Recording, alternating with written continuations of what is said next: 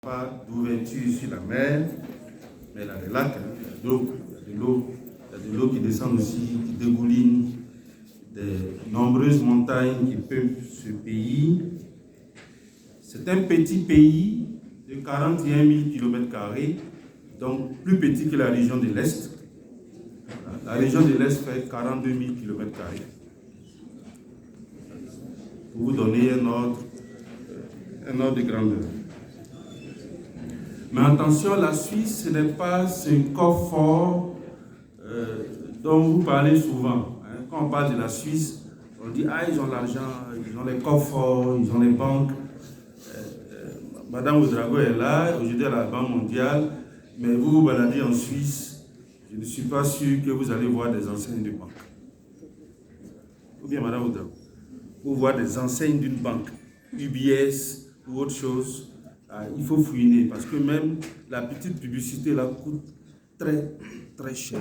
Donc on ne met pas de publicité comme on en voit ici dans les rues, un peu partout, de telle sorte que dans notre subconscient, on ne réfléchit qu'aujourd'hui Samsung, Techno, c'est ça qui nous frappe à l'image quand vous circulez dans la ville de Ouaga.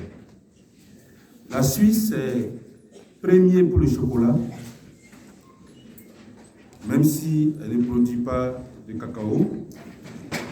La Suisse est premier pour le raffinage de l'or, même si elle n'a pas de site d'orpaillage, elle raffine 60% de l'or mondial. La Suisse est premier pour l'horlogerie. Généralement, vous parlez de montre suisse ou de l'heure suisse. Voilà. Quand vous prenez Rolex, quand vous regardez sur les cours de tennis, là, vous allez voir Rolex et tout ça. L'horlogerie suisse est le premier au monde. Dans l'agroalimentaire, chaque jour vous consommez Nescafé, Nestlé. Nestlé est suisse. Maggi est suisse. Donc dans l'agroalimentaire également. La Suisse est deuxième pour les ascenseurs avec Schindler. Donc, quand vous prenez les tours du Qatar, du Dubaï, à 320 mètres de hauteur, c'est des contrats sur 100 ans pour entretenir ces ascenseurs. Donc, ça fait du boulot. Donc, c'est juste une petite image comme ça que je vous donne. Et comment ils ont construit cela? Derrière, c'est un pays qui a 4 langues. Il y a les alémaniques. Ils n'aiment pas dire allemand. Ils disent suisse alémanique, même si derrière il y a plusieurs dialectes. Ils font plus de 60% de la population. Il y a les Français, un peu plus de 10%.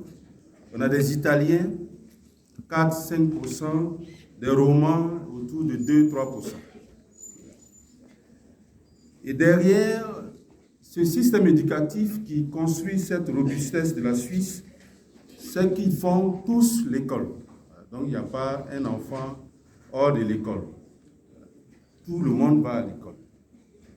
Et quand vous arrivez en classe de 3e, voilà, vous devez partir apprendre quelque chose de vos 10 doigts.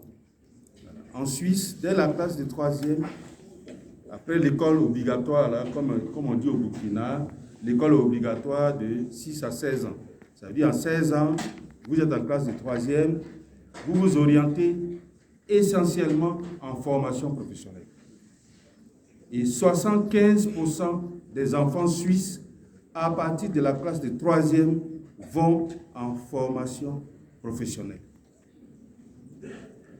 Ceux qui vont faire l'université comme nous, là, sociaux, machin, droit, on dit, donc je dis c'est des manchets en Suisse, c'est comme ça que c'est perçu. On dit, vous ne savez pas ce que vous voulez.